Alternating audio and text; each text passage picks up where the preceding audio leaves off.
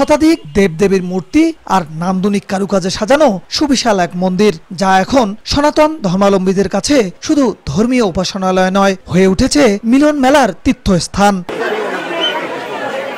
মন্দির চত্বরে প্রবেশ করতেই চোখে পড়বে বিশাল আকৃতির দেশের সবচেয়ে বড় শিব মূর্তি। দেখে মনে হবে প্রবেশ মুখেই যেন দর্শনার্থীদের স্বাগত জানাচ্ছে। গোটা মন্দির এলাকা জুড়ে রয়েছে রঙিন ফুলের বাগান ও মনোমুগ্ধকর কারুকাজ। চা কফি চত্বর সহ শিশুদের আনন্দ ও বিনোদনের খোলা পরিবেশ। ধর্ম আর বিনোদনের অনন্য সংমিশ্রণ ঘটেছে এ মন্দিরে। প্রতিদিন সনাতন ধর্মের মানুষ আসছেন এ অঞ্চলের সর্ববৃহৎ নতুন এ মন্দির দেখতে।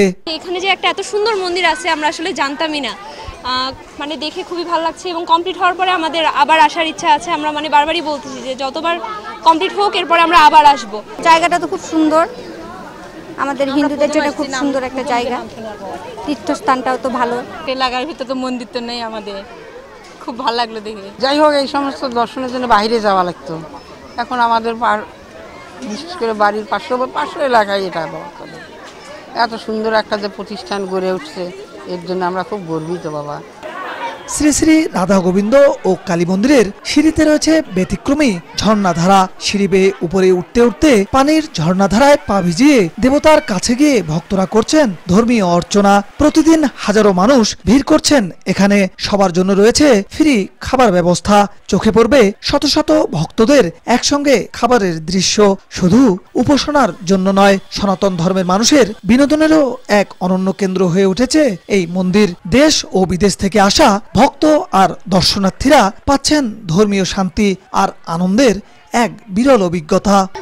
দেখতে এসেছি, এই কালীবাড়ি আমার খুব ভালো লাগছে। আমি আমার বাবার সাথে ঘুরতে এসেছি। মূলত প্রধান হচ্ছে ধর্ম, সেখানে বাচ্চারা বিনোদন যেহেতু আছে এখানে, সেহেতু একটু আনন্দ উপভোগ করে বাচ্চারা। আর বড়রা তো অবশ্যই ভগবানের প্রতি আকৃষ্ট, তারা পূজা করে। এখানে বাংলাদেশের সর্ববৃহত্তম শিবের মূর্তি রয়েছে। এছাড়াও এখানে আরও বিভিন্ন মন্দির প্রতিষ্ঠা করা হচ্ছে। পরবর্তীতে এখানে আরও লোকের সমাগম হবে বলে আমি মনে করতেছি। এখানেই থেমে নেই আয়োজন। এখানে গড়ে তোলা হচ্ছে বৃদ্ধাশ্রম, আবাসিক ব্যবস্থা, ধর্মীয় শিক্ষালয়, মেডিকেল কলেজ, যা মন্দিরকে পরিণত করবে ধর্মের পাশাপাশি সামাজিক কেন্দ্রবিন্দুতে।